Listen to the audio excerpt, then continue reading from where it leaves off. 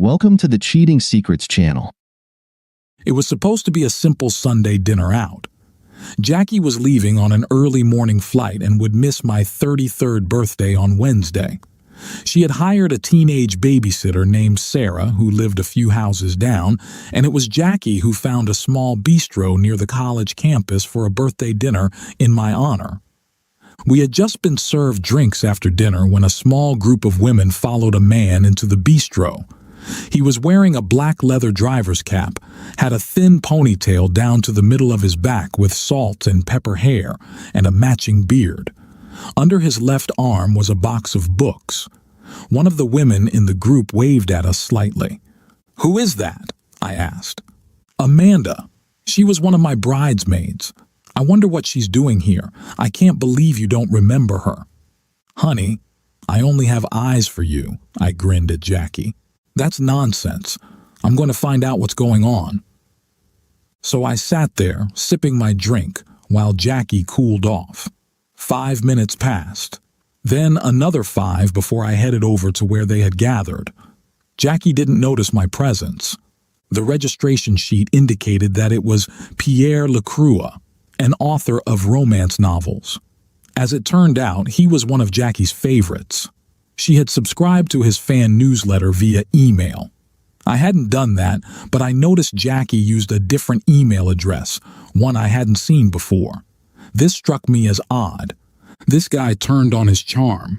All the ladies were graceful flowers or beautiful petals. It was enough to make me sick.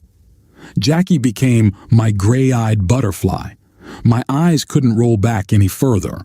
Since I wasn't interested, and we needed to get home for the babysitter, I quietly approached Jackie. Tugging her by the forearm, I said, "It's time to go. We promised Sarah we'd be home by 8. You go. I'm enjoying myself. We came as a couple. We leave as a couple." With a dismissive flick of her wrist, as if releasing a servant, she said, "Just go. I'll catch a ride and come home later. You know, I'm a self-sufficient grown woman. Give Sarah $10 as a tip. This will cost me dearly." Making my way to the exit, I turned around and saw that the crowd was mimicking Jackie's gestures, waving and giggling. Jackie was the center of attention. Well, if Jackie is a self-sufficient woman, then I can handle the kids for a week. We had promised them a trip to Orlando, and it was time to make that dream a reality. Once the fire in my eyes subsided, I pulled over and made 3 reservations for Orlando. The kids and I were going on vacation. Calling ahead, I asked Sarah to help the kids pack their rolling suitcases with enough clothes for a week. Stopping by an ATM, I withdrew my daily limit. Ensuring that Sarah got home safely a few doors down the street, I loaded the suitcases into our SUV. After securing both kids in their seats, I took one last walk around the house. On the main level, we have 3 doors leading out of the house. Upstairs, there is a terrace off our master bedroom. After locking the 3 doors, I turned off all the lights and made my way through the darkness to our master bedroom. I locked the bedroom door to the courtyard behind me. When I slid down the support beam, I ended up breaking the trellis that supported the clematis vines. Short of breaking a window or a door, it was impossible to get into the house. Jackie should understand this, but maybe I'm wrong. The kids surrounded me, trying to understand where we were going and why Mom wasn't with us. I confiscated the kids' phones. Once in the boarding area, I disabled the GPS functions on my and the kids' gadgets, then immediately turned them off. We landed around midnight, but it took us until 2 a.m. to settle into our room. Both kids were hyper, but they quickly fell asleep after some hot chocolate. On Monday, we enjoyed several independent activities in Kissimmee. The kids were exhausted and overexcited by the time we returned to the room. That's when I finally turned on my mobile phone. The first voicemail from Jackie came in at 11:48 p.m. on Sunday night. That book signing must have been really popular. "Riley, open the damn door. I know you're in there." The tone of the next few messages became increasingly hostile. The message at 12:38 a.m. made me smile. Mr. Parsons, this is Officer Riggins. Your wife is causing a scene outside your house. Please come to the door and speak with me, or you can call me back at this number. I didn't delete anything just in case I wanted to call the good officer back. At 2:02 a.m., you damn jerk. The police just told me to find another place to stay for the night. I need my laptop and presentation materials. Open the damn door right now. Oregon, I swear I'll take everything from you in the divorce. Wow, if she doesn't calm down, she's going to have a stroke. For a self-sufficient grown woman, she's definitely overreacting. I had to listen to at least a dozen calls and more text messages than I could count. That's when my phone started buzzing. It was Jackie. My initial reaction was too hasty, but I probably should let her know the kids are okay. The more I thought about her words, the more I realized I didn't know this woman. Divorce? Just like that? I called the credit card companies and reported our joint cards as lost. The resort has an ATM in the business center, so I slipped away for a few minutes and withdrew my daily cash limit. Jackie's parents left a polite message, so I wrote back to them, letting them know that the kids and I were on vacation and having a great time without Jackie. When I got ready to listen to Jackie's messages on Monday, it turned out her work trip had been a complete disaster, and it was all my fault. She mentioned divorce again. It worried me, but I was exhausted, so it didn't keep me from sleeping. On Tuesday, we bought 3-day passes to Disneyland. I thought very little about Jackie. On Thursday morning, my ATM card stopped working. This was getting interesting. Nevertheless, with my work card and several days of cash withdrawals, the kids and I had enough resources to get home. By Sunday evening, we were ready to head back. My eldest said something that shocked me. "This was really fun, Dad, especially without Mom. I don't think she likes us anymore." "She must be under a lot of pressure at work, son," was all I could come up with at that moment. We found the house empty when we arrived on Monday afternoon. Somehow, the latch on the front door was no longer locked. Jackie had found a way to get inside. Upon further inspection, it turned out that the latch on the back door had been broken. The kids were exhausted, so I sent them to nap while I unloaded the SUV. During this time, a flower delivery truck stopped in front of our house. A young lady handed me a vase, mumbling something about having a good day. The card was addressed to Jackie. "Forgot to thank you for letting me know Pierre was signing books. Too bad it all ended at 9. I really enjoyed it. We should have lunch or dinner sometime. Amanda." It took a few minutes for it to sink in. Jackie didn't call until almost midnight. After a few minutes, I realized that Jackie had planned to meet with Pierre, and that's why we went to that bistro. This made my next decision easier. As soon as Jackie got home, I left for another 2 weeks. It was her turn to take care of the kids. Since I work from home, I am their primary caregiver. Jackie will have a hard time managing. I packed the SUV with my valuables, clothes, and work-related items. I also gathered all of Jackie's romance novels. I'll look through them for clues later. Logging into my bank's website, I discovered that our checking and savings accounts were frozen. At least the money was still there. I found our brokerage accounts were unfrozen and immediately changed them. I quickly hugged and kissed the kids. I told them I had a 2-week business trip. Jackie's eyes locked onto me. I smiled, which angered her even more. "I'd love to stay, but I have a 2-week business trip. The kids are yours. Bye, kids." And I flew out the door. "Come back here. You can't do this. I have my own business trip on Wednesday." I didn't quite catch all of Jackie's tirade. Parking the SUV at the airport, I took a bus back into the city. My days were spent working at the company and studying divorce laws in our state. At best, I could expect every other weekend and all the major holidays, alternating each year, Christmas one year, Thanksgiving the next. Maintenance, isn't that a friendly word, would likely be a bit against me since I earned more. Child support was calculated. I certainly understand why some thought it was cheaper to keep her. Calls and messages largely dried up.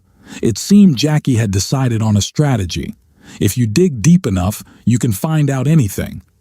I found out that Jackie had actually filed for divorce.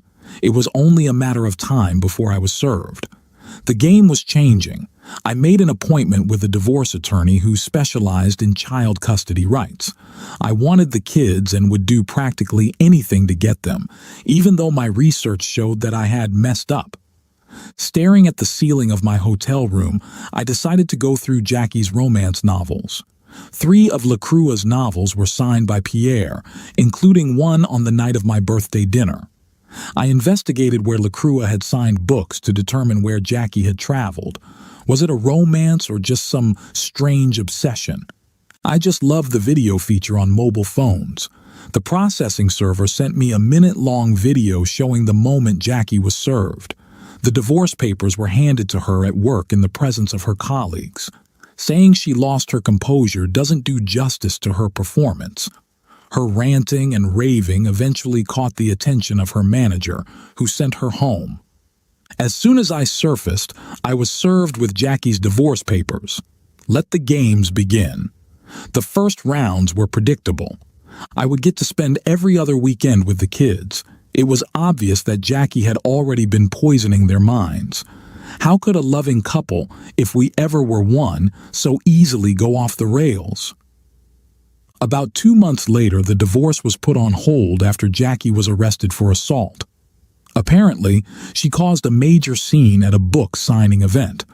I was in the gallery when her case was heard by the jury. The prosecutor was relentless. He presented individual emails, reading each one aloud. Jackie's groans of anguish grew louder with each reading. From Lacroix at lit.com, my sweet gray-eyed butterfly. Please don't be angry with your friend, but I could no longer hold back. May I call you Jackie? I enjoyed our time together so much that Sunday evening. Please use this email address, which I created just for us. My publicist handles the fan mail addresses. Love, Pierre. Pierre, as I told you that night, what we did was a big mistake that I should never have made. I need to forget that it ever happened. Jackie. I muttered, wretch, loud enough for my father to nudge me with his elbow, even though he whispered the same thing. From Lacroix at lit.com, Jackie. How can you forget that night? I know you felt it too. We are meant to be together. But if you only used me, then I understand. But the look in your eyes that night told me otherwise. Love, Pierre. Pierre, I didn't use you. Yes, I did feel something and still do, but it has caused a serious rift in my marriage. What we did was wrong. Yours, Jackie. Each letter drew more chuckles from the gallery. The prosecutor presented a few more. From Lacroix, 5 days later. My sweet gray-eyed butterfly, if what we did was wrong, then I never want to be right again. I lose control at the thought of our bodies merging into one. Please be mine alone. Love, Pierre. Pierre, maybe I'll come to another signing session. Maybe, no promises, but I'm going crazy thinking about it. Your gray-eyed butterfly. The laughter and snorting made Jackie turn as red as a beet. From Lacroix. I never intended to interfere in your marriage, but sometimes love closes its eyes when soulmates finally meet. What's happening with your marriage, my love? My jerk husband took our kids on a week-long vacation to Orlando and then left me alone with them for another 2 weeks. At first, I planned to file for divorce just to get his attention, but now I feel I need to see it through. And lo and behold, even before he was served, he filed for divorce and is petitioning for full custody. That scoundrel! Surely the court will side with you. My lawyer is concerned. Riley has documented my lack of involvement in the children's upbringing over the past year. Damn it! I have a very demanding job and he works from home. Let him keep those kids. I want you to have my children. Pierre, that's so sweet, but I love my kids. You will love our children, and if he wins custody, you'll have limited visitation. Think about it. The sooner we are together, the sooner we can start a family. I'll think about it, darling. The gallery erupted in noise, with many condemning Jackie for even considering abandoning her children. Several strikes of the gavel, and the judge restored order. After a few more love messages were read aloud, they reached the main one.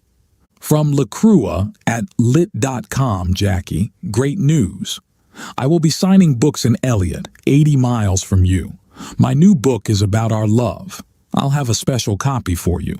Please say you'll come. My heart races at the hope that you'll not only come but also stay with me for the night, or possibly forever. Love, Pierre. My dear Pierre, yes, and yes again. My divorce is now in process. We are currently living apart, and I am increasingly allowing him to keep the kids. You and our children will be at the center of my love. Yours forever, love, Jackie. This caused Jackie to groan and sob while the spectators chuckled. Many knew what had happened at the book signing, as soon as order was restored in the court. Your Honor, I would like to present a police report regarding Mrs. Jackie Parsons. At approximately 4:15, Mrs. Jackie Parsons forced her way to the front of the line. Mr. Stanley Crowd, who was impersonating Mr. LaCrua, recoiled when she tried to hug and kiss him. Mrs. Parsons did not take no for an answer and became aggressive. Security was called to escort Mrs. Parsons. She screamed that she and Pierre were soulmates and would soon be married. At that point, Mrs. Crowd introduced herself and unequivocally warned her to stay away from her husband. Mrs. Parsons broke free from the security guard and attacked Mr. and Mrs. Crowd. She was arrested for these assaults. One more point, Your Honor. The police were able to determine that the email account was created using Mrs. Parsons' home Wi-Fi. The prosecution would like to call Mr. Stanley Crowd to the stand. After the formalities, do you use the email address? No, sir. Never heard of it. Were you signing books in Elliott? Yes, sir. It was my turn to be Pierre. To be Pierre, you mean you acted as if you were Pierre LaCrua? Correct. There is no Pierre LaCrua. 4 of us take turns pretending to be Pierre. The book signing schedule is too demanding for one person. If there is no Pierre, who writes the books? A constantly changing team of ghostwriters, mostly college students making some extra money. Have you ever met Jackie Parsons? No. Not until she attacked me. Were you the Pierre who signed books at University Park? No, that was Jack Quigley. No further questions, Your Honor. The sound of Jackie's sobs echoed through the courtroom. From that point on, the case against Jackie Parsons quickly advanced. She was found guilty. At sentencing, she was ordered to complete 200 hours of community service and given 2 years of probation. For Jackie, the worst part was how it affected her custody battle. She insisted that I had sent those emails.